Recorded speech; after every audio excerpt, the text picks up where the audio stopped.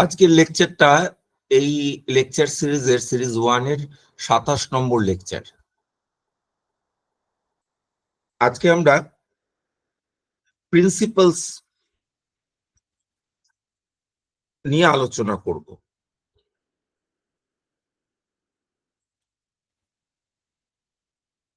The system of all principles of pure understanding. Understanding এর pure understanding কতগুলো principles আছে।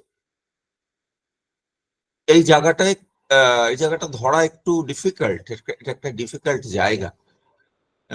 কেন সেটা পরে বলবো। প্রিন্সিপালস মানে কতগুলো জাজমেন্ট,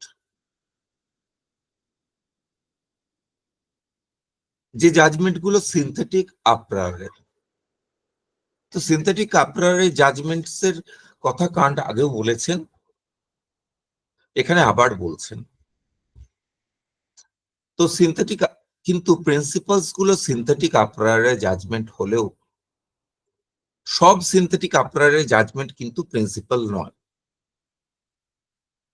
এটা প্রথম পয়েন্ট টু বি নোটেড। এখন তাহলে কোনগুলোকে প্রিন্সিপালস বলবো সেগুলো দেখতে হবে।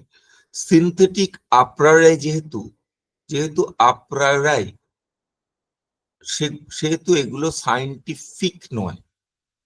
সায়েন্টিফিক নয় মানে আনসায়েন্টিফিক তা নয়, সায়েন্সের ডোমেইনে আসে না, সায়েন্সের ডোমেইনের বাইরে থাকে। আমরা সেগুলোকেই সায়েন্টিফিক বলি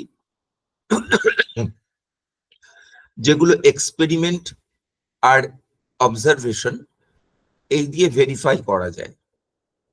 সেই প্রিন্সিপাল, সেই ল গুলোকে, প্রিন্সিপাল গুলোকে আমরা সায়েন্টিফিক বলি। কিন্তু এই প্রিন্সিপাল গুলোকে এক্সপেরিমেন্ট আর অবজারভেশন দিয়ে ভেরিফাই করা যায় না, সেই জন্য এগুলো মানে এগুলো আপ্রায়ারাই। কিন্তু সায়েন্সের ক্ষেত্রে তার রেলেভেন্স আছে। দুরকম প্রিন্সিপালের কথা কান্ট বলেছেন। তিনি যখন ক্যাটেগরি গুলোকে ক্লাসিফাই করছিলেন, সেখানে 4টে গ্রুপ ছিল। 4টে গ্রুপের প্রথম দুটো গ্রুপকে উনি বলেছিলেন ম্যাথমেটিক্যাল ক্যাটেগরিজ, মানে কোয়ান্টিটি অ্যান্ড কোয়ালিটি, এই দুটোকে বলেছিলেন ম্যাথমেটিক্যাল ক্যাটেগরিজ। সেখানে কিছুটা বলেছিলাম কেন ম্যাথমেটিক্যাল বলেছিলেন, এখানে আরো স্পষ্ট হবে।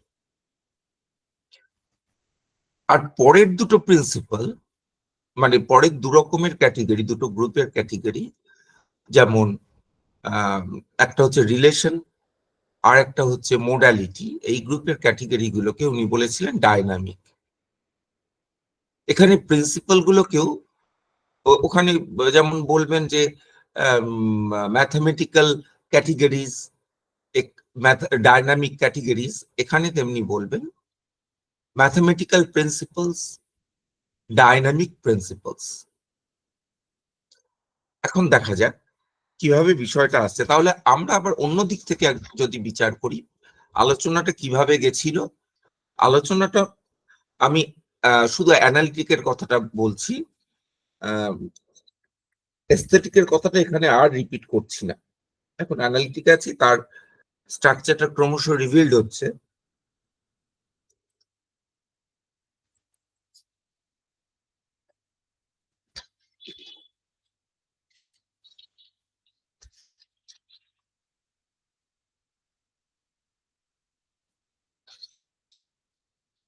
প্রথমে কান্ট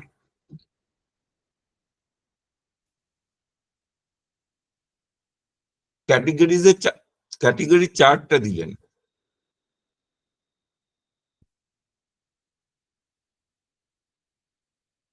তারপরে তার প্রশ্ন হলো এই ক্যাটেগরিগুলো ইন্টারনাল, সেগুলো এক্সটার্নাল অবজেক্টের ক্ষেত্রে কি করে অ্যাপ্লাইড হয়।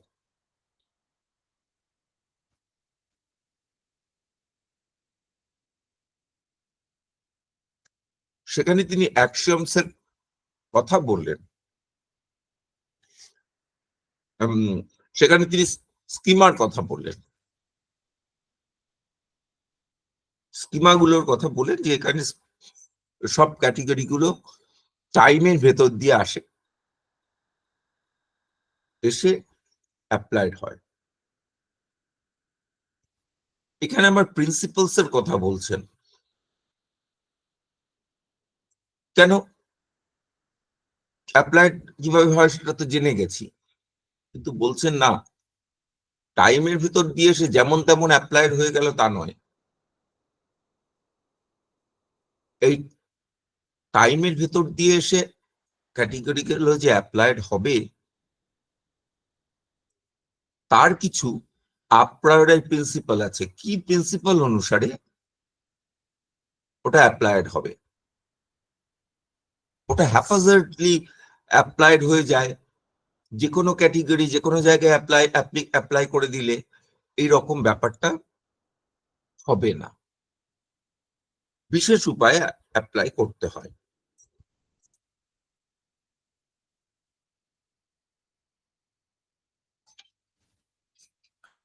করতে হয় কথাটাও ভুল, আমরা এখানে অ্যাপ্লাই করি না, অ্যাপ্লাইড হয়। আমরা স্পন্টেনিটির প্রশ্নটা তুলেছিলাম,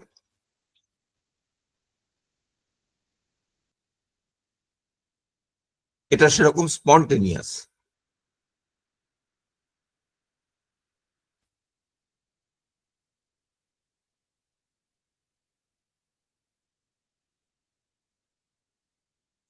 তাহলে this principles are conditioned by schematized categories, এগুলো স্কিমাটাইজড ক্যাটেগরিজ এর প্রিন্সিপাল।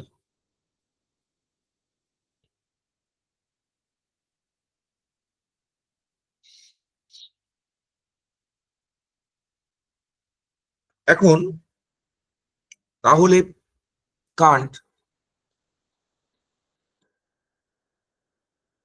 4 রকমের প্রিন্সিপালের কথা বলবেন, যেহেতু 4 রকমের স্কিমা আছে। এগুলো কি ওই পরপর ধরে নাও 1 2 3 4 করে, quantity, quality,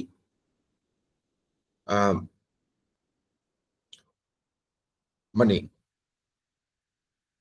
quantity, quality, relation আর মোডালিটি। কোয়ান্টিটির করেসপন্ডেন্স অ্যাক্সিয়মস অফ ইনটুইশন, এটা থাকবে অ্যাক্সিয়মস অফ ইনটুইশন। আমার ইনটুইশন হতে গেলে কিছু অ্যাক্সিয়ম নিতে হয়, অ্যাক্সিয়ম ধরে নিতে হয়, সেটা থাকবে। 2 নম্বর, যেটা কোয়ালিটির আন্ডারে আসে, anticipation of perception, anticipations of perception. Third, রিলেশনের আন্ডারে আসে অ্যানালজিস অফ এক্সপিরিয়েন্স।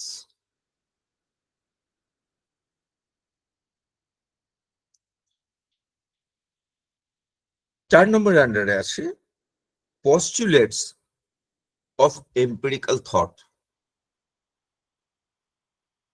এই 4টি গ্রুপে ভাগ করলেন। এবার অ্যাক্সিওমস অফ ইনটুইশন সেটা কি?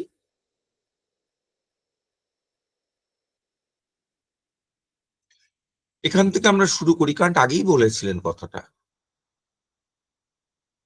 যা কিছু আমাদের কাছে আসবে সেগুলো স্পেস এন্ড টাইমের ভেতর দিয়ে আসবে, ইনটুইশন গুলো স্পেস এন্ড টাইমের ভেতর দিয়ে আসবে।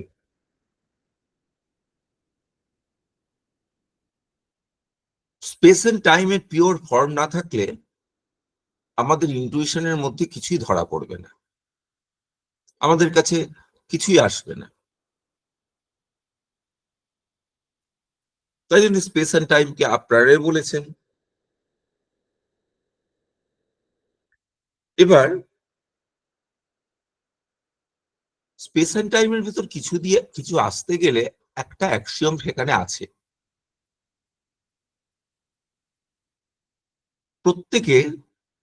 প্রত্যেক এক্সপিরিয়েন্সের একটা এক্সটেন্সিভ ম্যাগনিটিউড আছে। এক্সটেন্সিভ ম্যাগনিটিউড মানে কি? এক্সটেন্সিভ ম্যাগনিটিউড মানে হচ্ছে সেটা বিস্তৃত, দেশ এবং কালে, কিংবা দেশ অথবা কালে বিস্তৃত। মানে কালটা তো সবসময় থাকতেই হবে, কোনো কোনো ইনটিউশন দেশে বিস্তৃত, ম্যাগনিটিউড, বিস্তার একটা আছে। এবং কান্ট এখানে একটা কনফিউজিং কথা বলছেন, যেটা যে আমার যে এই যে বিস্তারটা, এর একটা সাইকোলজিক্যাল ইন্টারপ্রিটেশন দিচ্ছে। দেখো, আমি যদি একটা লাইনের কথা ভাবি, লাইন দুটো পয়েন্টকে, একটা লাইনের একটা নির্দিষ্ট এক্সটেনশন আছে, বিস্তৃতি আছে, একটা নির্দিষ্ট থাকতে হবে। এমনি একটা লাইনের কথা বলে আমি যদি ভাবি লাইন, যেমন ভাবি কোনো মানুষ, মানুষ মানুষ ভাবতে গেলে কোনো বিশেষ মানুষ আমার ভাবতে হয় না।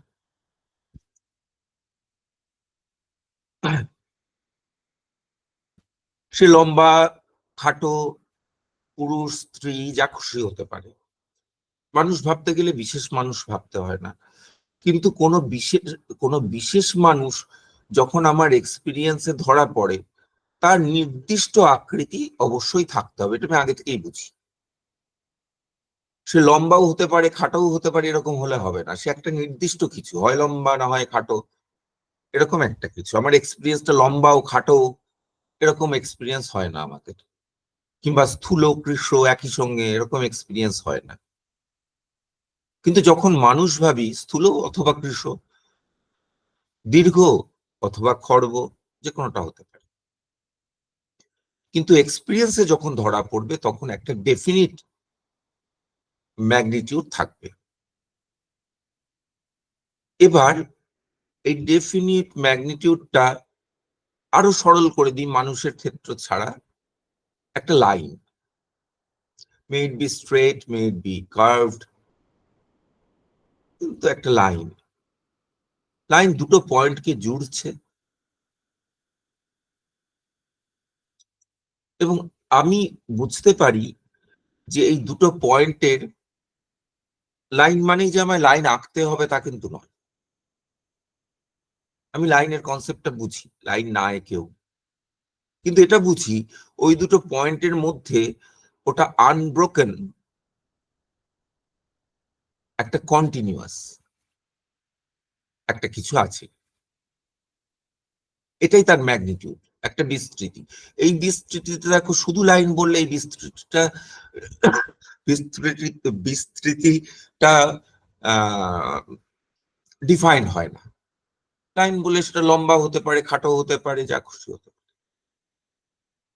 কিন্তু যখন এক্সপিরিয়েন্স একটা লাইন ধরা পড়বে, যদি একটা লাইন ধরা পড়ে, তাহলে সেটা নির্দিষ্ট এক্সটেনশন থাকবে।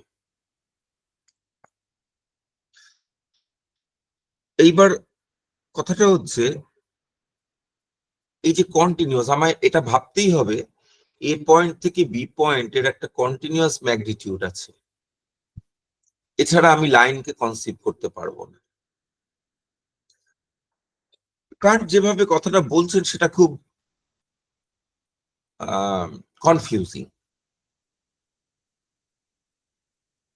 এটা বলছেন, যখন আমরা একটা লাইনের কথা ভাবি, তখন আমরা মনে মনে লাইনের একটা চিত্র গঠন করি। সেরকম চিত্র গঠন না করলে আমরা লাইনের কথা ভাবতে পারবো না।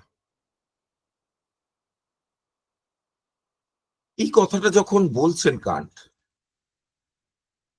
তখন দেখো কথাটা পুরোপুরি সাইকোলজিক্যাল বলে মনে হচ্ছে। মনশ্চিত্র, এটা তো একটা সাইকোলজিক্যাল ব্যাপার। মনে মনে আমি যে ছবি এঁকেছি, এটা সাইকোলজিক্যাল ব্যাপার। কিন্তু কান্ট এটাকে বলছেন আপ্রায়রাই। তাহলে একই সঙ্গে বলছেন আপ্রায়রাই, এবং যে এক্সপ্লানেশনটা দিচ্ছেন সেটা সাইকোলজিক্যাল। এই দুটোকে কি করে, দুটো কথা কি করে এক করা যায়?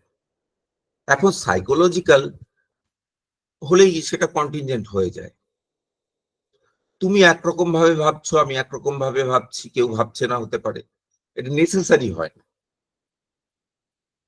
এমনও হতে পারে, এটা পসিবল যে কেউ ওটা সাইকোলজিক্যালি তুমি যেভাবে ভাবছো সেভাবে না ভেবে অন্য কোনো ভাবে ভাবতে পারে। কারণ তো through out his philosophy repeat করছেন, যে বারবার বলছেন, রিয়াটার করছেন যে না, আমি যে অ্যানালিসিসটা দিচ্ছি সেটা কিন্তু একদম আলাদা ধরনের অ্যানালিসিস। সেটা হিউমের মতন সাইকোলজিক্যাল অ্যানালিসিস নয়, সেটা ট্রান্সেন্ডেন্টাল আর আপ্রায়োরাই অ্যানালিসিস। কিন্তু এখানে যে কথাটা বলছেন সেটা যেন সাইকোলজিক্যাল কথা বলছেন, যেন মনে হচ্ছে আগে আমরা খাতায় কিংবা মনে মনে একটা লাইন ড্র করি, তারপরে আঁকার পরে আমাদের লাইনের কনসেপ্টটা মনে আসে, লাইনের নোশনটা মনে আসে। কিন্তু এটা তো কান্টের অর্থ হতে পারে না। কারণ কান্ট, আগেই যে কথাটা বললাম, কান্ট আপ্রায়োরাই আর এম্পিরিক্যাল দুটোর মধ্যে একেবারে ওয়াটার টাইট কম্পার্টমেন্টালাইজেশনে বিশ্বাস করেন। কাজে এটা তো হতে পারে না। কারণ যেটা সাইকোলজিক্যাল তার ভ্যালিডিটিটা ডাউটফুল হয়। আমি অন্যরকম ভাবেও ভাবতে পারি, বা অন্য কেউ অন্যরকম ভাবে ভাবতে পারে।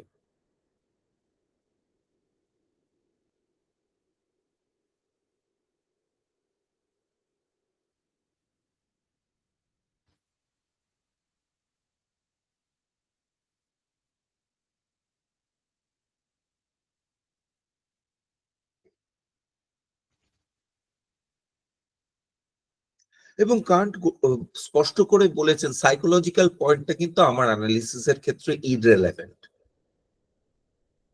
Totally irrelevant.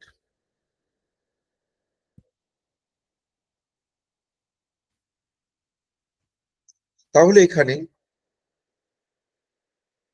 কান্ট কি বলতে চাইছেন? এখন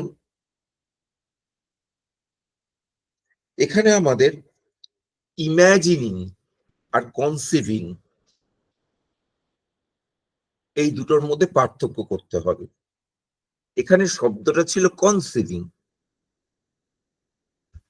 ইম্যাজিন করা, ইম্যাজিন করাটা একটা সাইকোলজিক্যাল অ্যাক্ট। ইম্যাজিন কথাটা ইমেজ থেকে এসছে, মনে মনে একটা ছবি তৈরি করে নাও। আমি সোনার পাহাড় ইম্যাজিন করছি। সোনার পাহাড় ইম্যাজিন করতে গেলে মনে একটা সোনার পাহাড়ের ছবি, কোনো একটা সোনার পাহাড়ের ছবি আসে। কিন্তু কনসিভ করা টা অন্য ধরনের জিনিস।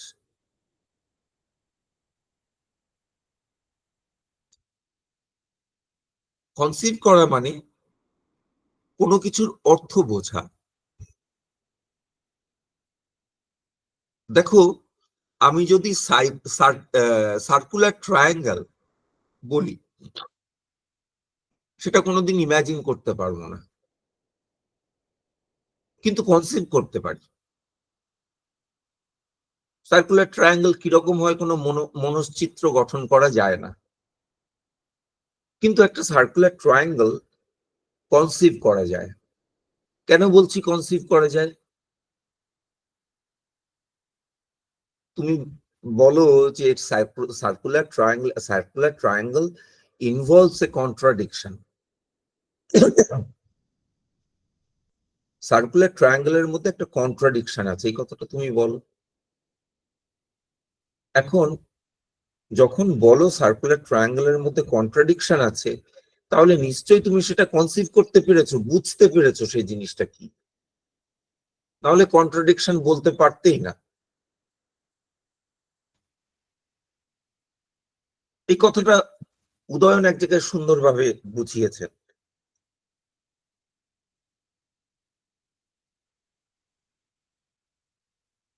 দেখো, পি অ্যান্ড নট পি, এরকম আমাদের কোনো থট থাকতে পারে না, এরকম কোনো বিষয় থাকতে পারে না, কিন্তু আমি কনসিভ করতে পারি, ইমাজিন করতে পারবো না পি অ্যান্ড নট পি কিরকম হয়। The table is brown and the table is not brown, এটা করতে পারবো না, ইমাজিন করতে পারবো না। The table is partially brown and the table is not partially brown, এটা ইমাজিন করতে পারবো। Table is partially not brown, এটা ইমাজিন করতে পারবো। কিন্তু the table is the surface of the table is totally brown, the surface of the and the surface of the table is totally is not brown, এই দুটোকে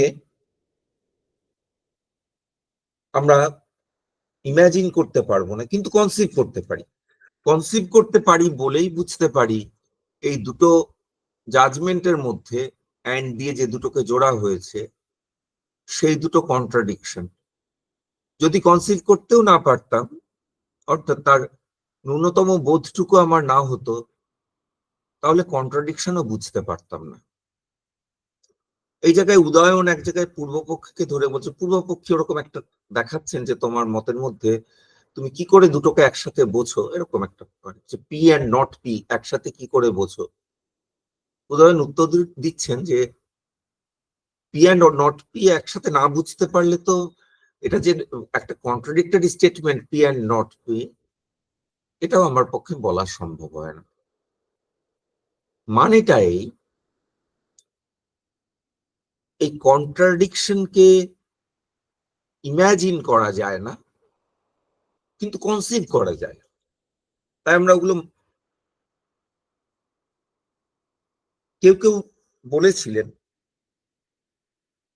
যে circular triangle,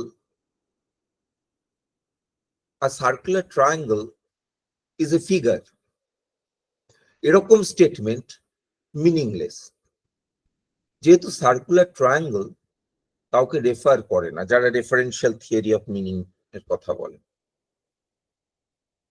কিন্তু সেটা খুব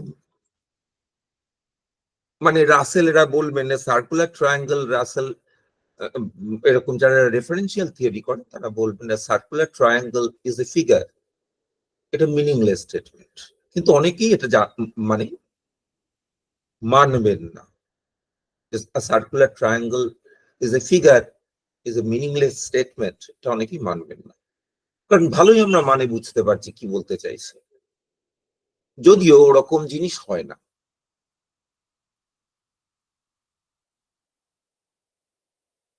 কেউ যদি বলে সোনার পাথর বাটি নেই, এটা একটা মিনিংলেস স্টেটমেন্ট, এরকম কেউ বলবে না।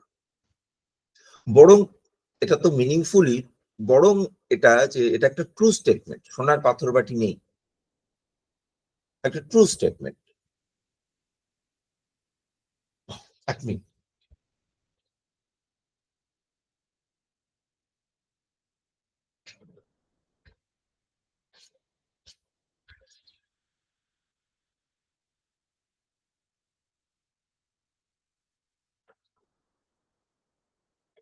ঠিক তেমনি কান্টের ক্ষেত্রে বলা যায়, কান্ট যদিও এমন ভাবে বলছেন, এই এখন ইমাজিনেশনটা বা ইমাজিন করা এটা সাইকোলজিক্যাল, কিন্তু কনসিভ করতে পারা এটা কিন্তু সাইকোলজিক্যাল নয়, কারণ মনের ভেতর আমি কোনো ইমেজ গঠন করি না। কনসিভ করাটা যখন, specially in case of speech and time, আমি যখন কিছু কনসিভ করি সেটা কিন্তু একটা অ্যাক্সিওম হিসাবে থাকে।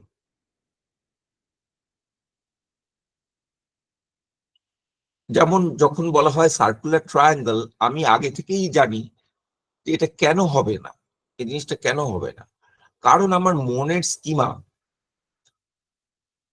আমার মনের স্ট্রাকচার এবং স্পেসের, আমার মনের ভিতর যে স্পেস আছে, স্পেসের স্পেসের স্পেসের ফর্ম আছে, আপনার এই ফর্ম তার নেচারটাই এমন যে এই জিনিসটাকে অ্যালাউ করবে না। এটা আপনারাই বুঝি, এটা এক্সপিরিয়েন্স দিয়ে বুঝি না। তাই কান্ট যখন বলছেন ওটা একটা ডেফিনিট ম্যাগনিটিউড থাকতে হবে আমার ইনটুইশনের, সে কথাটার আসল মানে হচ্ছে ওটা আমি আপনারাই ওয়েতে কনসিভ করতে পারি যে ওটা ডেফিনিট ম্যাগনিটিউড থাকবে। আমার এক্সপিরিয়েন্স করতে হবে না, আমি বুঝতে পারি যে কোনো এক্সপিরিয়েন্সের শুধু যে একটা ম্যাগনিটিউড থাকবে তাই নয়, একটা ডেফিনিট ম্যাগনিটিউড থাকবে। এটা আমি আপনারাই বুঝতে পারি।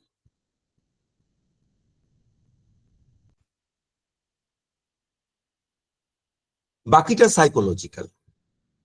যখন আমি অ্যাকচুয়ালি এক্সপিরিয়েন্স করি তখন যে ম্যাগনিটিউডটা আমার কাছে ধরা পড়ে আমি বুঝতে পারি ওটা ডেফিনিট ম্যাগনিটিউড। কিভাবে বুঝি?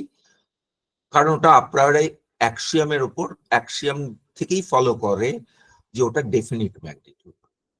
কারণ আমার এক্সপিরিয়েন্সে যা ধরা পড়বে সেটা একটা ডেফিনিট ম্যাগনিটিউডে ধরা পড়বে। ইনডেফিনিট ম্যাগনিটিউডের এক্সপিরিয়েন্স হয় না। যেমন যদি এবার টাইমের দিক থেকে দেখলে সেটা আরো ভালো বোঝা যায়। স্পেসের ক্ষেত্রে ওই কথাটা খাটে, কিন্তু টাইমের ক্ষেত্রে কথাটা আরো ভালো বোঝা যায়, স্পষ্ট বোঝা যায়। যদিও আমি জানি টাইম ইজ ইনফাইনাইট, টাইমের কোনো শেষ নেই, সঙ্গে সঙ্গে এটাও জানি আমার এক্সপিরিয়েন্স হলে ইনফাইনাইট টাইমের আমার এক্সপিরিয়েন্স হবে না। এক্সপিরিয়েন্স হলে কোনো একটা ইভেন্টের এক্সপিরিয়েন্স হবে এবং সেটা একটা ডেফিনিট ম্যাগনিটিউড নিয়ে আসবে, মানে একটা ডেফিনিট প্যাসেজ অফ টাইম এর মধ্যেই সে ঘটবে। এক্সপিরিয়েন্স এখানে কোথায়? এটা এক্সপিরিয়েন্স হওয়ার আগেই জানি, এটাই অ্যাকশন। এক্সপিরিয়েন্সের ভূমিকা কোথায়? যে কোন ডেফিনিট ম্যাগনিটিউডে হয়েছে সেটা কিন্তু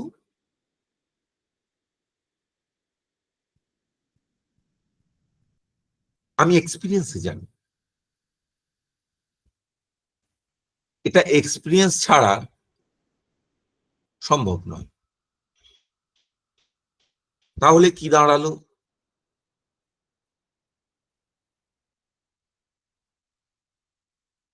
মানে যেগুলো আমরা আগে শিখেছিলাম যে স্কিমা, স্কিমাতে যেন কান্ট এই কথাটাই বলেছিলেন, তাহলে এখানে নতুন কথা কি বলবেন? স্কিমাতে বলেছিলেন এই কথাটা, স্কিমার পয়েন্টটাই যে স্কিমাটিজমের পয়েন্টটাই যে আমার এক্সপিরিয়েন্স হতে গেলে বা এক্সপিরিয়েন্সিয়াল অবজেক্টকে থটে নিয়ে আসতে হলে সেখানে টাইমের ভিতর দিয়ে কনসেপ্ট গুলোকে আসতে হবে।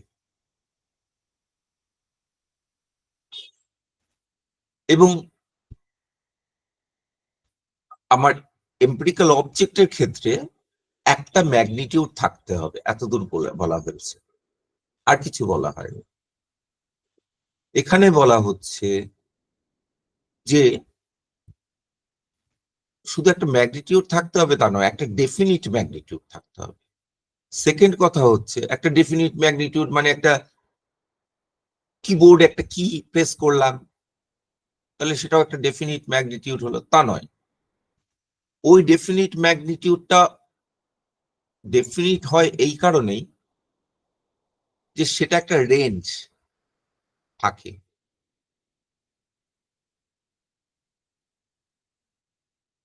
আগের দিনের আলোচনায় আমরা এটা কিছুটা বলতে চেষ্টা করেছিলাম যে আমি একটা কিবোর্ড দিয়ে সবচেয়ে ভালো এক্সাম্পল বোঝা যায়। একটা কিবোর্ড প্রেস করলাম, এটা সা রে গা মা পা ধা নি যে কোনোটা হতে পারে, মানে ওই একই কিবোর্ড।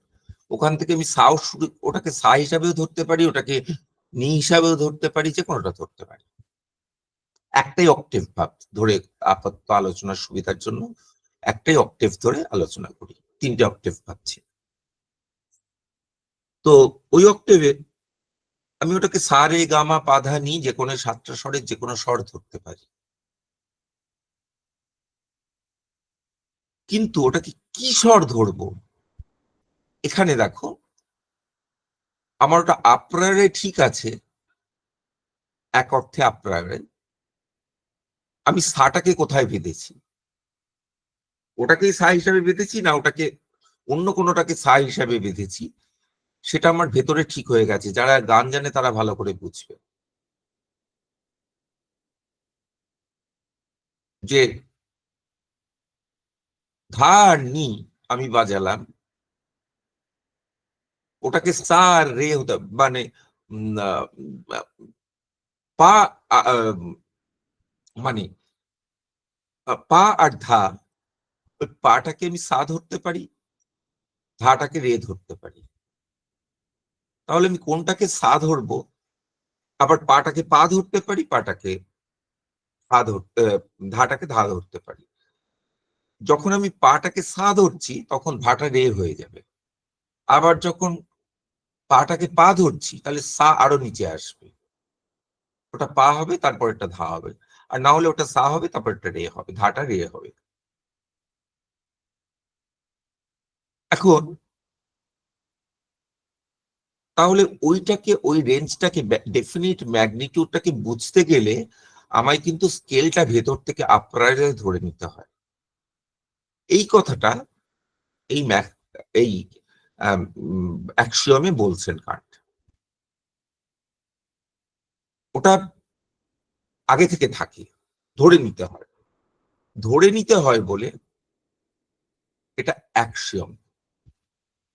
আর একটা কারণে এটা অ্যাক্সিওম, অ্যাক্সিওম গুলো ভ্যারি করে।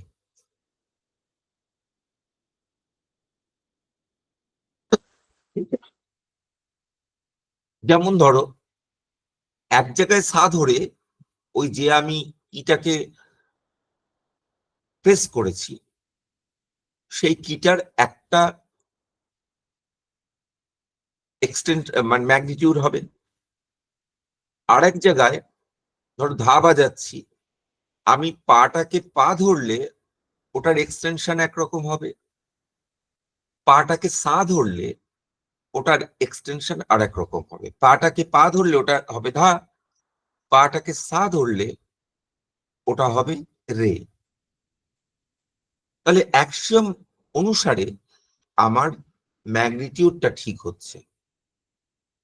দেখো পাটাকে পা ধরলে পা আর ধায়ের মধ্যে যে ম্যাগনিটিউড সেটা অনেক ছোট, মানে পাটাকে পা ধরলে সা আর ধায়ের মধ্যে যে ম্যাগনিটিউড সেটা অনেক বড়, আর পাটাকে সা ধরলে ধাটা রে হয়ে যায়, তাহলে ওই দুটো কি এর মধ্যে ম্যাগনিটিউড অনেক ছোট হয়ে যায়। এই জন্য এটা অ্যাক্সিওম, ওটা ডেফিনিট ম্যাগনিটিউড আছে কিন্তু ওই অ্যাক্সিওম অনুসারে ডেফিনিট ম্যাগনিটিউডটা ঠিক হয়। এটাই হয়তো কান্ট বলতে চেয়েছেন, ওটা সাইকোলজিক্যাল নয়, ওটা আপ্রায়রে আগে থেকে ধরে নিতে হবে। ধাটা ধা হিসেবে আমার কাছে আসে না, ধাটা একটা নোট হিসেবে আসে, কিন্তু ওটাকে ডেফিনিট ম্যাগনিটিউড হিসেবে আমি তখনই বুঝতে পারবো যখন আমি আমার ওই অ্যাক্সিয়ামটাকে অ্যাপ্লাই করব, যে ওটা কোন রেঞ্জের মধ্যে ধরছি। ঠিক টাইমের ক্ষেত্রেও তাই, অনেক সময় কেটে গেল, এই অনেকটা কতটা সময়, অনেকটা বলতে দুটো পয়েন্ট, একটা হচ্ছে পুরো ট্র্যাজেক্টরিটার মধ্যে ম্যাগনিটিউডটাকে ধরতে হবে, দ্বিতীয় হচ্ছে আমি দুটো পয়েন্টের মধ্যে দুটো পয়েন্টকে কানেক্ট করছি, এই দুটো পয়েন্টকে কানেক্ট করা একটা অ্যাক্সিওম অনুসারে হয়, তার ইউনিট আছে। যেমন ধরো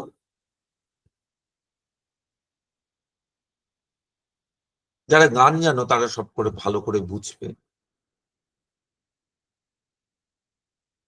গানে একটা ইউনিট হচ্ছে মাত্রা, মাত্রাকে এবার আমি ভেঙে নিতে পারি। মাত্রা মানে কি, আমার গান হবেই না যদি আমার মাত্রা জ্ঞান থাকে, কারণ ওই সা রে গা মা এই যে বাজানো হচ্ছে, সা রে সাগা, সা রে সাগা, এই যে বাজানো হচ্ছে বা গাওয়া হচ্ছে, প্রত্যেকটা নোট ঠিক একটা টাইম ডিউরেশনে হয়। একটাতে বেশি টাইম দিয়ে দিলে আর একটাতে কম টাইম দিয়ে দিলে তাহলে তোমার গানই হবে। কারণ তুমি যে মাত্রাটা, ওই মাত্রাগুলো ধরে ধরে গাইছো, খাঁজে খাঁজে গাইছো, কোনো মাত্রায় গাইছো না, সবটা তোমার মনে মনে ক্যালকুলেটেড হচ্ছে সাইকোলজিক্যালি, এটা সাইকোলজিক্যাল। এবং সেটার প্রমাণ হচ্ছে ওই তবলচি তবলা বাজাতে থাকে, ও কিন্তু তোমাকে মাত্রাগুলো মনে করিয়ে দিতে থাকে, যে কটা মাত্রা পড়, যতগুলো স্ট্রোক মারবে তবলায় ততগুলো তোমার মাত্রা পড়ছে গানে। ওই জন্য যার মাত্রা জ্ঞান নেই তার তবলচির খুব দরকার হয়, যার মাত্রা জ্ঞান আছে তার তবলচি ছাড়াও গানটা ঠিক গেয়ে যাবে। কারণ তবলচি ঠিক খাঁজে খাঁজে মাত্রাগুলো ধরিয়ে দেয়, যে প্রত্যেকটা স্বরে কতক্ষণ থামতে হবে, কতক্ষণ পরের স্বরে যাবে, পরের স্বরে কতক্ষণ থামতে হবে, সে এটা বুঝিয়ে দেয়। আবার আমি মাত্রাগুলোকে, যে এক্সপার্ট গায়ক বা গায়িকা মাত্রাগুলোকে আবার ভেঙে নিতে পারি, যেমন অর্ধমাত্রা বলে, স্পর্শ স্বর বলে, জাস্ট টাচ করে চলে গেল, কিংবা এক মাত্রায় যতক্ষণ থাকতে হয় তার থেকে কম সময় থাকলো, হাফ থাকলো, অর্থাৎ এক মাত্রার মধ্যে দুটো স্বর টাচ করলো, সেটাকে বলা হয় অর্ধমাত্রা। আবার স্পর্শ স্বর, জাস্ট একটা স্বরকে টাচ করে চলে গেল, ওই একটা মাত্রাই গাইছে কিন্তু অন্য একটাকে টাচ করে গাইছে। টাইম, এটা খুব সূক্ষ্ম একটা ডিফারেন্স হয়। ঠিক তেমনি এমনি ঘড়ির টাইমে যেটা আমরা ভাবি, আমরা ঘন্টা, মিনিট, আবার মিনিট একটা যদি মাত্রা ধরি তাকে ভেঙে দিয়ে সেকেন্ডের মাত্রা, আরেকটা লেভেলের মাত্রা, তাকে ভেঙে আবার সেকেন্ডের মধ্যে দেখো, যখন অ্যাথলিটরা দৌড়ায় তখন শুধু সেকেন্ড মাপলে হয় না, সেকেন্ডের ভেতরেও মিলি সেকেন্ড মাপতে হয়, তাহলে সেটা মাত্রা। এই মাত্রার রেঞ্জটা কোনো একটা স্কেল অনুসারে হয়। এটা আগে থেকে ঠিক না করে রাখলে, মনে মনে ঠিক না করে রাখলে, তুমি ওই যে ডেফিনিট একটা ম্যাগনিটিউড সেটা কোনোদিন পাবে না। এই জন্য এটা অ্যাক্সিওম, অ্যাক্সিওমটা আগে থেকে ঠিক থাকে মনের ভেতর। এটা তুমি তাহলে, এখানে দুটো পয়েন্ট, একটা হচ্ছে স্টার্টিং পয়েন্ট এন্ড এন্ড পয়েন্টের মধ্যে একটা কন্টিনিউয়াম, মানে starting point and end point. Second point হচ্ছে তাদের মধ্যে একটা কন্টিনিউয়াম, একটা কন্টিনিউয়াস থাকে, কন্টিনিউয়াম থাকে, তাহলে স্টার্টিং পয়েন্টটা আলাদা, এন্ড পয়েন্টটা আলাদা, ওটাকে ডেফিনিট মাত্রা বলতেই পারবে না। থার্ড হচ্ছে এই স্টার্টিং পয়েন্ট আর এন্ড পয়েন্ট কি হবে তা একটা অ্যাক্সিওম দিয়ে ঠিক হয়। এটা আপনার গিভেন, এটা এক্সপিরিয়েন্স থেকে আসে না। এক্সপিরিয়েন্সটা ওই রকম, কারণ আমার স্টার্টিং পয়েন্ট আর এন্ড পয়েন্টটা ওইখানে আমি ধরে রেখেছি মনে মনে। এটা গান জানো বা না জানো, তুমি ঠিক বুঝে যাও, এটা নিচু স্বরে গাইছে, এটা উঁচু স্বরে গাইছে, এটা নিচে, এটা উপরে, এটা তুমি ভালোই বুঝে যাও। যে অন্তরা উঁচু স্বরে, সঞ্চারী নিচু স্বরে, তুমি ভালো বুঝে যাও। এর জন্য গান শিখতে হয় না, তোমার কান বুঝে যায়। তুমি হয়তো শব্দগুলো বলতে পারবে না অন্তরা সঞ্চারী, কিন্তু তুমি ভালো করে আইডেন্টিফাই করতে পারবে। তাহলে এটা কিন্তু সাইকোলজিক্যাল নয়। কান্টের, তাহলে আমরা যে জিনিসটা দেখলাম, কান্টের এক্সপ্রেশন, কান্ট যেভাবে বলছেন সেটা যেন মনে হয় এটা সাইকোলজিক্যাল অ্যাসারশন, কিন্তু কান্ট যেটা মিন করছেন সেটা কিন্তু সাইকোলজিক্যাল অ্যাসারশন নয়। কি দিয়ে আমরা বুঝলাম যে ইমাজিনিং অ্যান্ড কনসিভিং, এই দুটোর মধ্যে যে পার্থক্য সেটা দিয়ে বুঝলাম। ইমাজিন করতে গেলে অবশ্যই সাইকোলজিক্যাল প্রসেস লাগে, কিন্তু কনসিভ করতে গেলে সাইকোলজিক্যাল প্রসেস লাগে না।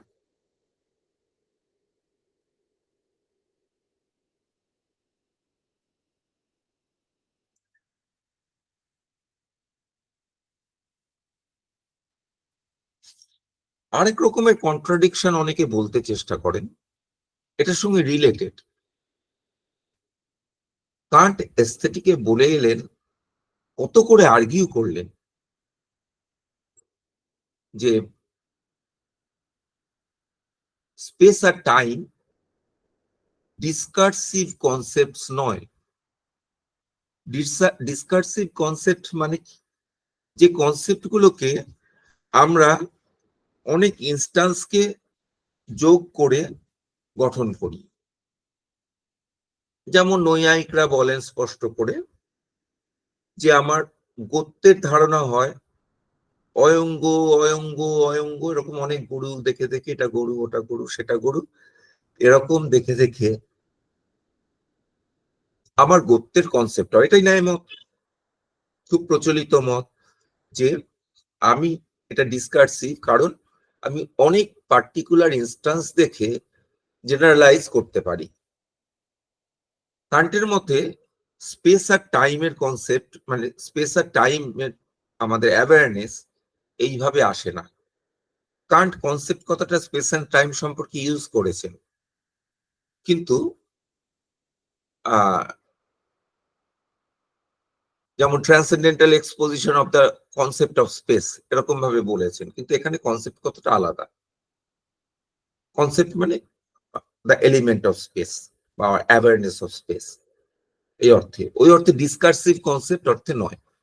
মূল কথা হলো Kant space and টাইমকে discursive concept বলেননি, কিন্তু অ্যানালিটিকে এসে কান্ট কি বললেন, এইখানে যেখানে অ্যাক্সিওমস অফ মানে অ্যাক্সিওমস অফ এক্সপিরিয়েন্সে যেটা বলছেন, এই অ্যাক্সিওম গুলোর মধ্যে যে অ্যাক্সিওমস অফ ইনটুইশনে যেটা বলছেন তা হলো আমরা ওই দুটো পয়েন্টের মাঝখানে পয়েন্ট গুলোকে জুড়ে জুড়ে লাইনের কনসেপ্ট পাই। দুটো পয়েন্ট ইন টাইম, সেগুলো জুড়ে জুড়ে আমরা টাইমের কনসেপ্ট পাই, টাইমের ম্যাগনিটিউডটা বুঝতে পারি দুটো পয়েন্টকে জুড়ে জুড়ে। তাহলে তো মানে খণ্ডযোগ পদ্ধতি, এই খণ্ডযোগ পদ্ধতি সেটা তো কনসেপ্টের ক্ষেত্রে হয়, এম্পিরিক্যাল কনসেপ্টের ক্ষেত্রে হয়।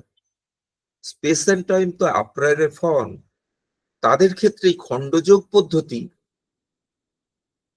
কি করে কান্ট অ্যাপ্লাই করবেন, কেন কান্ট এরকম ধরনের কথা বলছেন, এই তাহলে দুটোর মধ্যে কন্ট্রাডিকশন আছে, এটা অনেকেই দাবি করেন। কান্টের যারা ব্যাখ্যাতা তারা এই দাবিটা করেন। এখানে কান্টের উত্তর কি হবে? কান্টের উত্তর হচ্ছে দুটো দিক থেকে বুঝতে হবে। একটা দিক হচ্ছে, আগেরটা যেমন দুটো দিক থেকে বুঝলাম, যে আগের কন্ট্রাডিকশনটা দুটো দিক থেকে বুঝলাম। একটা দিক ছিল আমাদের সাইকোলজিক্যাল ডাইমেনশন, মানে একটা হচ্ছে ইমাজিন করতে পারা, আর একটা হলো কনসিভ করতে পারা। এই দুটোর মধ্যে ওখানে একটা পার্থক্য করা হলো, করে বলা হচ্ছে কান্ট কনসিভ করার কথা বলেছেন, কিন্তু এক্সাম্পল যেগুলো দিচ্ছেন সেগুলো ইমাজিন করার এক্সাম্পল দিচ্ছেন, তাতে করে কন্ট্রাডিকশনটা অ্যারাইজ করছে। এখানে কি বলা হচ্ছে যে কান্ট এস্থেটিকে স্পেস এন্ড টাইম নিয়ে যখন আলোচনা করছেন তাকে আপ্রায়রে ফর্ম অফ ইনটুইশন বলছেন। তাহলে তার মধ্যে যা কিছু ইনটুইশন হবে ওই স্পেস এন্ড টাইমের মধ্যেই থাকবে, কিন্তু অ্যানালিটিকে যে কথাটা বলছেন সেখানে কিন্তু space and time as such তার কথা বলছেন না, ফর্ম অফ স্পেস এন্ড টাইমের কথা বলছেন না। এখানে আমাদের স্পেস এন্ড টাইমের অ্যাওয়ারনেস এর কথা বলছেন। এই দুটো আলাদা জিনিস। আমাদের দেশকাল চেতনার কথা বলছেন অ্যানালিটিকে।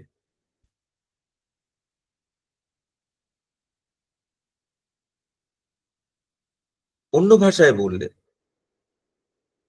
দৈশিক এবং কালিক বস্তু, দেশকাল নিয়ে আর বলছেন না, দৈশিক এবং কালিক বস্তু যেটা আমাদের ইনটুইশনে আসে, যেটা আমাদের সাক্ষাৎ প্রতীতিতে ধরা পড়ে, সেটা সম্পর্কে কথা বলছেন, বস্তুটা সম্পর্কে কথা বলছেন, দেশকাল সম্পর্কে কথা বলছেন। দুটো আলাদা হলো। দেশকাল আপ্রায়রাই, তার ম্যাগনিটিউডটা ইনফাইনাইট, তার ডেফিনিট ম্যাগনিটিউড হয় না, কিন্তু কালিক বৈশ্বিক বস্তু এবং কালিক ঘটনা, তার কিন্তু একটা বিশেষ বিস্তৃতি থাকে দেশে বা কালে। সেই জন্য সেখানে পয়েন্ট বাই পয়েন্ট জোড়া যায়। এখন এখানে ধরো একটুখানি বাইরের কথা বলি, জেনোস পাজলের কথা বলি। তুমি যখনই বলবে একটা লাইন হচ্ছে আর কিছুই নয়, পরপর কতগুলো পয়েন্ট জুড়েই, পরপর কতগুলো পয়েন্ট জুড়েই লাইন, পয়েন্টের সমাহার, পরপর কতগুলো পয়েন্টের সমাহার হচ্ছে লাইন। এটা তুমি যখন বলবে, তার মধ্যে একটা সমস্যা আছে। সমস্যাটা এই, it is a concatenation of points, juxtaposition of points. A line is nothing but a juxtaposition of consecutive points. এটা তুমি যখনই বলবে, তখনই ওই জেনোস পাজল অ্যারাইজ করবে। তুমি পয়েন্ট, দুটো পয়েন্ট ভাবো, যত সূক্ষ্মই তারা হোক, একটা অ্যাক্সিওম আছে, between two points there must be a third point. যে কোনো দুটো, between any two points there is a third point. দুটো পয়েন্টের মাঝের একটা পয়েন্ট অবশ্যই থাকতে হবে, যে ওই দুটো পয়েন্টকে কানেক্ট করে। এই অ্যাক্সিওম অনুসারে এ আর বি যদি দুটো পয়েন্ট হয়, তাহলে এ পয়েন্ট থেকে বি পয়েন্টে যেতে গেলে মাঝখানে তোমার একটা মাঝের পয়েন্ট আছে সি পয়েন্ট, তাকে পার করে যেতে হবে। যদি কোনো পয়েন্ট মাঝখানে না থাকে, তাহলে এ আর বি একসাথে জুড়ে যাবে, একটাই পয়েন্ট হবে। এখন যদি তুমি মাঝের পয়েন্টের কথা বলো, তাহলে এ আর বি মাঝখানে সি আছে, তাহলে এ আর সি দুটো পয়েন্ট, তাহলে এ আর সি এর মাঝখানে ডি পয়েন্ট কনসিভ করতে হবে, আবার বি আর সি এর মাঝখানে ই পয়েন্ট কনসিভ করতে হবে অ্যাড ইনফিনিটাম। এটা জেনোস পাজল। এবং জেনো বলছেন you can't connect infinite number, an infinite number of points. তো তাহলে ইনফাইনাইট নাম্বার অফ, যেহেতু এখানে ইনফাইনাইট রিগ্রেস হচ্ছে, তাহলে ইনফাইনাইট নাম্বার অফ পয়েন্টস আসবে। এবং তুমি কখনোই infinite number of points connect করতে পারো না। এটা তার আর্গুমেন্টের ক্রাক্স। তার মানে তুমি একটা তীর ছাড়লে এ পয়েন্ট থেকে বি পয়েন্টে যাবে, মাঝখানে একটা সি পয়েন্ট পার করতে হবে। সি পয়েন্ট পার করতে গেলে তার আগে একটা এ আর বি এর মাঝখানে, এ আর সি এর মাঝখানে একটা টি পয়েন্ট থাকবে, তাকে পার করতে হবে। এইভাবে ad infinitum, infinite number of points তীরটাকে পার করতে হবে, তাহলে সে বিতে গিয়ে পৌঁছাবে। এটা তো কখনোই সম্ভব নয়, সে ইনফাইনাইট নাম্বার অফ পয়েন্টস পার করবে, তাহলে তো কখনো বিতে গিয়ে পৌঁছাবে না। তাহলে মোশন ইজ আনরিয়াল, মোশন বলে কিছু নেই। এটা জেনোর পাজল। এর অনেক উত্তর আছে, তার একটা উত্তর হচ্ছে এই, হ্যাঁ, কনসেপচুয়ালি তাকে ইনফাইনাইট নাম্বার অফ পয়েন্টস পার করতে হয়, হবে। এ থেকে বিতে যেতে গেলে একটা বুলেটকে ইনফাইনাইট নাম্বার অফ পয়েন্টস পার করতে হবে, এটা কনসেপচুয়াল। কিন্তু অ্যাকচুয়ালি তাকে ইনফাইনাইট নাম্বার অফ পয়েন্টস পার করতে হয় না। তাহলে কনসেপচুয়াল আর অ্যাকচুয়ালের মধ্যে পার্থক্য আছে। অ্যাকচুয়াল স্পেসে তার ইনফাইনাইট নাম্বার অফ পয়েন্টস পার করতে হয় না, তাকে একটা ডেফিনিট নাম্বার অফ পয়েন্টস পার করতে হয়, পার করতে হয়। এখানে কান্টের এক্সাম্পলে, কান্টের কথায় সেটা আরো স্পষ্ট, যেখানে তিনি অ্যাক্সিওমস অফ ইনটুইশন বলছেন। ঠিক তেমনি সা, এই কর্ডটা থেকে, সা এই কিটা থেকে তুমি রেতে যাবে, তাহলে তোমার সা আর রের মাঝখানে কোমল রেকে পার করে তারপরে তোমার রেতে যেতে হবে। এবার সা আর রের মাঝখানে তুমি কোমল রে পর্যন্ত পৌঁছালে, কি করে পৌঁছালে? বা কোমল রে থেকে রেতে গিয়ে পৌঁছালে, শুদ্ধ রেতে গিয়ে পৌঁছালে, কি করে পৌঁছালে? কোমল রে আর শুদ্ধ রের মাঝখানে আবার একটা অতি কোমল রে আছে, সেটা পার করতে হয়েছে, তারপরে পৌঁছালে। এবং যারা যত বড় গায়ক তারা এই কোমল স্বর, অতি কোমল স্বর, তারপরে আবার অতি অতি কোমল স্বর, স্পর্শ স্বর, মানে ফাইন স্বরগুলোকে তারা গলায় লাগাতে পারেন বা বাজাতে পারেন কোনো ইনস্ট্রুমেন্টে। এগুলো কি ইনস্ট্রুমেন্টে হয় না, স্ট্রিং ইনস্ট্রুমেন্টে হয়, বাজানো যায়। তারা খুব এক্সপার্টরা ওই খুব সূক্ষ্ম স্বরগুলোকে টাচ করে চলে যান যাতে গানের মাধুর্য আরো বেড়ে যায়। কিন্তু পয়েন্টটা এই যে অতি কোমল, অতি কোমল, অতি অতি কোমল, এই অতির তো শেষ নেই, আরেকটা অতি লাগিয়ে দাও, আরেকটা অতি লাগিয়ে দাও, আরো সূক্ষ্ম স্বর, এমন সূক্ষ্ম স্বর লাগালো যেটা মানুষের কানে ধরা পড়ে না ওই পার্থক্যটা। তাহলে এরকম ইনফাইনাইট নাম্বার অফ স্বর তোমাকে টাচ করতে হবে, এটা কনসেপচুয়ালি। কিন্তু অ্যাকচুয়ালি কি গায়করা বা বাদ্যযন্ত্রকাররা এরকম ইনফাইনাইট নাম্বার অফ স্বরকে টাচ করে তারপর সা থেকে রে পৌঁছান? তা তো পৌঁছান না। তারা সা থেকে একটা মির লাগিয়ে রেতে পৌঁছে গেলেন, কিংবা কিংবা তারা অতি কোমল রেতে পৌঁছালেন, কিন্তু সেটা ডেফিনিট নাম্বার। অ্যাকচুয়ালি তারা ইনফাইনাইট নাম্বার অফ মানে ওই স্বর সেগুলো বাজাতেও পারেন না, এবং সেগুলো আমাদের কানও ডিস্টিংগুইশ করতে পারে না। ইনফাইনাইট থিওরিটিক্যালি সেখানে ইনফাইনাইট স্বর আছে, ভাঙতে পারো তুমি, কত ভাঙবে, ভাঙতেই থাকো, কিন্তু অ্যাকচুয়ালি তা হয় না, এবং আমাদের সেন্স সেগুলোকে সেন্স করতে পারে না। তাহলে আমি আমার রেঞ্জের মধ্যে, যেমন স্ট্যান্ডার্ড রেঞ্জে আমরা 12টা স্বর বলি, সা, রে, কোমল রে, গা, কোমল গা, মা, মা, শুদ্ধ মা, তারপর এটা কোমল হলো করিমা, পা, কোমল ধা, ধা, কোমল নি, নি, আবার সা, এরকম ভাঙতে থাকি আমরা। পা আর সা এটার আমাদের অক্টেভে এইটা কিন্তু ভাঙা যায় না, এটা স্থির স্বর। তো আমরা অ্যাকচুয়ালি 12টা স্বর নিয়ে খেলা করি, কেউ কেউ 22টা পর্যন্ত স্বর নিয়ে খেলা করে, যারা এক্সপার্ট বাদ্যকার বা গায়ক তারা করেন।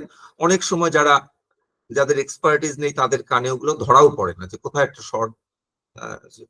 যেমন মানে আমি একটা সিনেমা দেখছিলাম, জাস্ট একটা ফর এক্সাম্পল, সিনেমা দেখছি, এখন অনেক রাগ আছে তো ইন্ডিয়ান ক্লাসিক্যালে, অনেক অনেক রাগ রাগিনী, কিছু আজকাল প্রচলিত আছে, কিছু হারিয়ে গেছে, প্রচুর রাগ রাগিনীর নাম শোনা যায় এবং আছেও।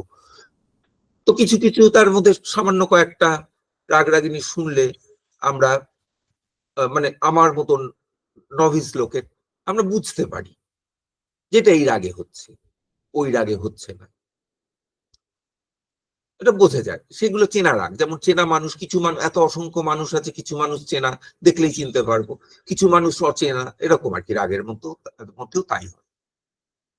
তো চেনা রাগ, সে সিনেমায় সে চেনা রাগটা গাইছে, একজন প্রোটাগনিস্ট গাইছে, সেখানে ওই ছাত্র গাইছে, আর সেখানে গুরুজি বসে রয়েছে।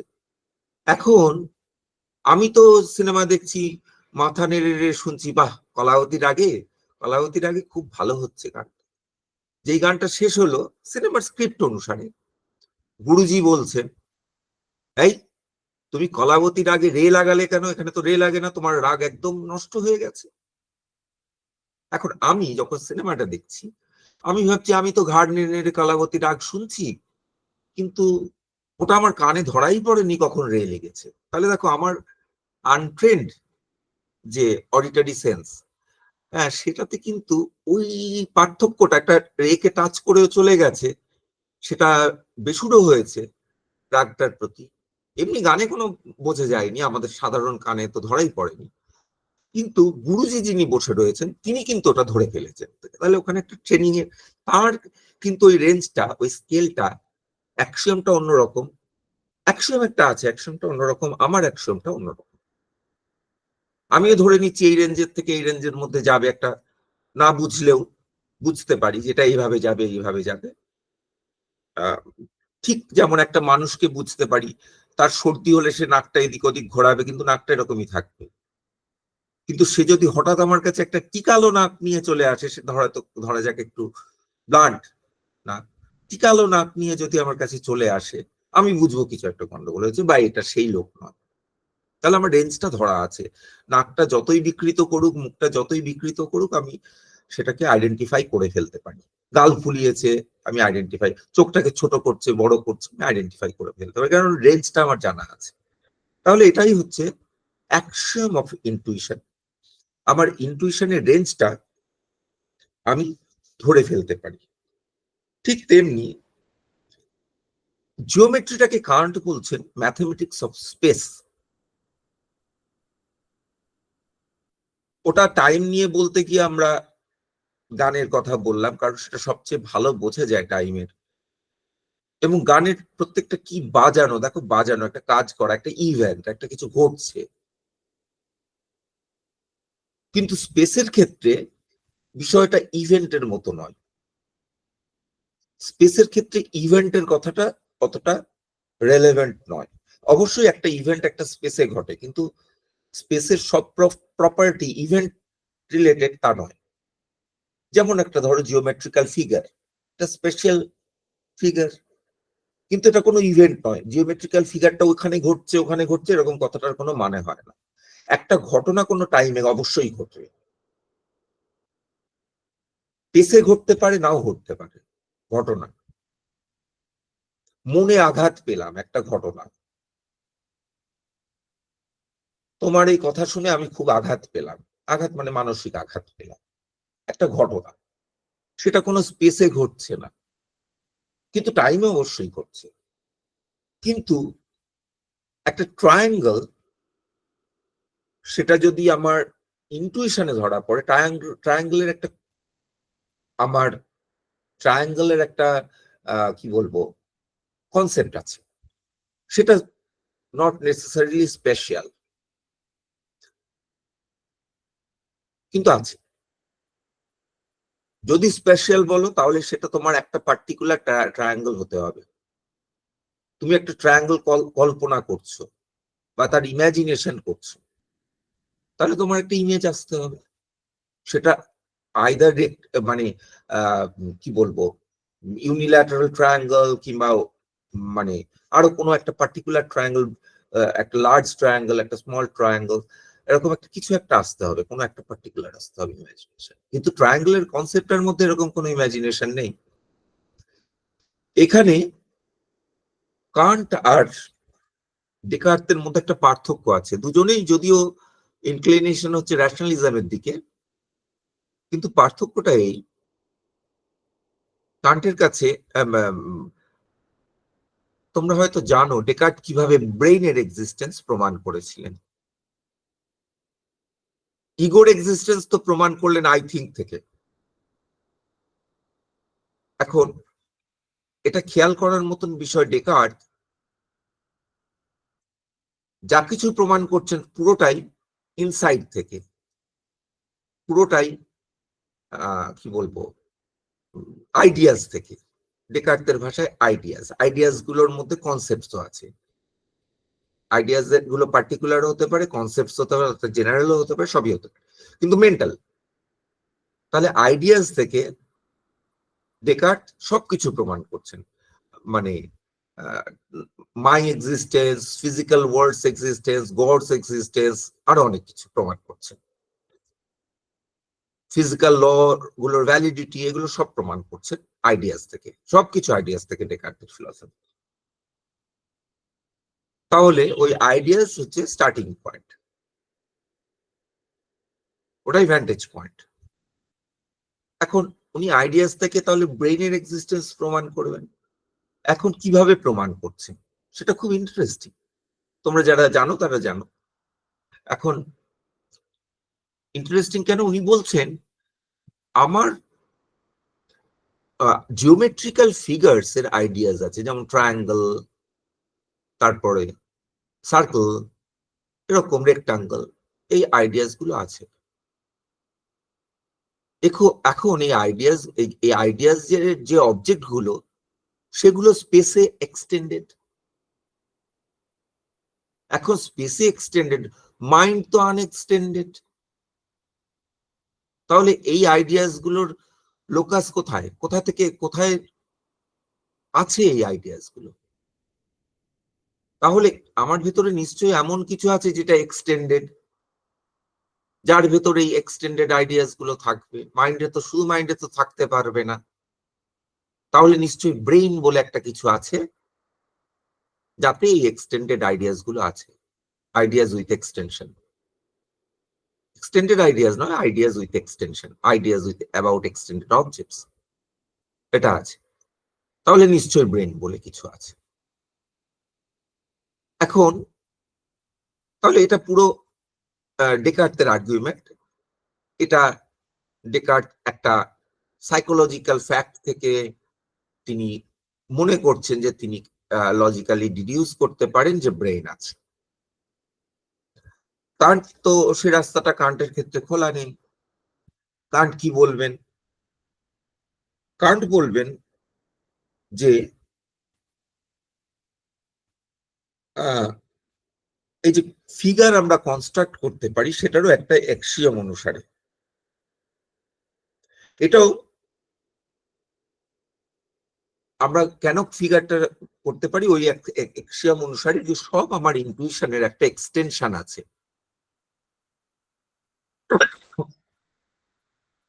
অ্যাক্সিওমটা আপনারাই, কাজে আমি আগে থেকেই জানি আমার যদি স্পেশাল ইনটুইশন হয় তাহলে তার একটা স্পেশাল ম্যাগনিটিউড থাকবে। স্পেশাল নয়, স্পেশাল অ্যান্ড ডেফিনিট ম্যাগনিটিউড থাকবে ইনটুইশন হতে গেলে। কাজেই আমার যদি ট্রায়াঙ্গেল হয়, ট্রায়াঙ্গেলের ইনটুইশন হয়, তাহলে সেটার একটা স্পেশাল ম্যাগনিটিউড থাকবে। অ্যাকচুয়ালি দেখো, ট্রায়াঙ্গেলের এই যে জিওমেট্রিক্যাল কনসেপ্ট গুলো যেগুলো, সেগুলোর কোনো এক্সপিরিয়েন্স আমাদের হয় না। কারণ ট্রায়াঙ্গেল কি দিয়ে তৈরি? লাইন্স দিয়ে, স্ট্রেট লাইন্স দিয়ে তৈরি। স্ট্রেট লাইন্স কি আগেই বললাম, কতগুলো পয়েন্টের কানেকশন, রিলেশন। পয়েন্ট কি? আচ্ছা, স্ট্রেট লাইন কি? এক হচ্ছে কতগুলো পয়েন্টের রিলেশন, আরেকটা হচ্ছে যার এক্সটেনশন আছে কিন্তু, অর্থাৎ লঙ্গিটিউড আছে, এক্সটেনশন আছে, কিন্তু উইথ নেই। অর্থাৎ দৈর্ঘ্য আসছে, প্রস্থ নেই। এরকম কিছু তোমার এক্সপিরিয়েন্স কখনোই হতে পারে না, এমনকি তুমি কল্পনা করতে পারো না। মানে ওই ইমাজিনেশন অর্থে কল্পনা করতে পারো। দৈর্ঘ্য আছে, প্রস্থ নেই। তুমি আঁকো দেখি, যত পেন্সিলটাকে সূক্ষ্ম করো, সূক্ষ্ম করে তুমি খাতায় একটা দাগ কাটলে ভাবছো এর দৈর্ঘ্য আছে, প্রস্থ নেই। এবার তুমি ম্যাগনিফাইং গ্লাস নিয়ে এসে দেখো, দেখবে ওটা একটা হ্যারিসন রোডের মতন চওড়া। কাজে এমন কিছু তুমি আঁকতে পারবে না যেটা দৈর্ঘ্য আছে কিন্তু প্রস্থ নেই। তাহলে ট্রায়াঙ্গেলও তুমি কল্পনা করতে পারবে না। আরো কথা, একটা পয়েন্ট দিয়ে ট্রায়াঙ্গেল, পয়েন্টস জুড়ে মানে স্ট্রেট লাইন তৈরি। এখন পয়েন্টসটা কি? যার দৈর্ঘ্য প্রস্থ কিছুই নেই, এক্সিস্টেন্স আছে। তাহলে দৈর্ঘ্য প্রস্থ কিছু নেই, এরকম একটা ডট আঁকো দেখি, দৈর্ঘ্য প্রস্থ কিচ্ছু নেই। তুমি একটা ডট, খুব সূক্ষ্ম পেন্সিল দিয়ে তুমি একটা ডট কাটলে, সেটা আবার ম্যাগনিফাইং গ্লাস দিয়ে দেখো, দেখবে মানে উলার হ্রদের মতন একটা বিশাল কালো স্পট। কাজে এরকম জিনিস তুমি কখনো আঁকতেও পারো না, কিন্তু তুমি কনসিভ করতে পারো জিনিসটা কিরকম হয়। আমরা যেগুলো অ্যাকচুয়ালি যে ট্রায়াঙ্গুলার পার্ক, সেটা ঠিক ট্রায়াঙ্গুলার নয়, কিন্তু ওটা আমাদের ওই মানে আমরা যে কনসেপ্টটা আছে অফ ট্রায়াঙ্গেল তার সিমিলার, এই জন্য ওটাকে ট্রায়াঙ্গুলার বলি। কারণ ট্রায়াঙ্গেল মানে হচ্ছে একটা প্লেন সারফেসের ওপর figure on a plane surface enclosed by 3 straight lines. এটাই ট্রায়াঙ্গেলের কনসেপ্ট।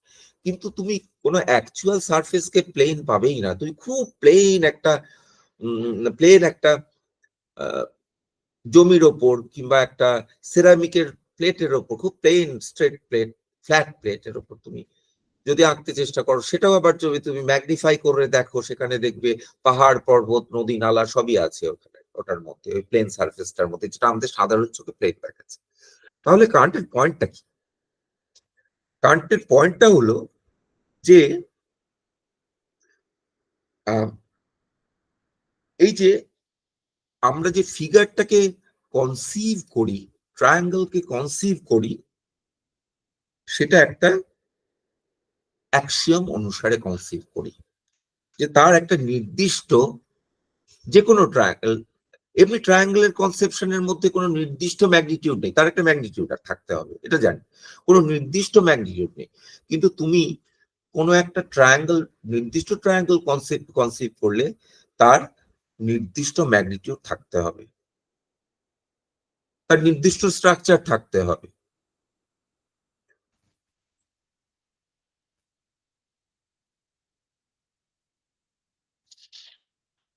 এটা এই অ্যাক্সিওম বলে।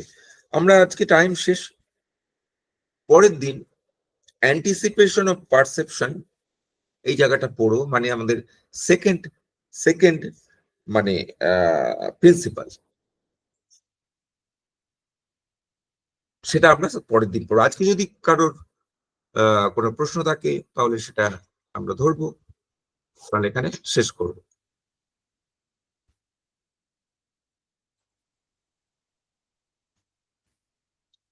কারোর যখন কোনো প্রশ্ন নেই তখন আমি এখানে রেকর্ডিং বন্ধ করছি।